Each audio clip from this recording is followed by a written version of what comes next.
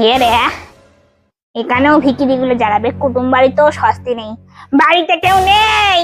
যে আছো সেই এসে দুটো আমাকে সাহায্য করে যাও, ভিক্ষা দিয়ে যাও গো। মেয়েটার বিয়ে হয় না, কত কষ্ট করে মেয়েটার বিয়ে দিচ্ছি। দুটো শাড়ি আর কিছু টাকা দাও গো, মাগো তোমাদের মঙ্গল হোক মাগো। শালা জ্বালালো। আরে বলছি তো বাড়িতে কেউ না, আমি এই বাড়ি কুটুম। দাও গো। মালতী তুই?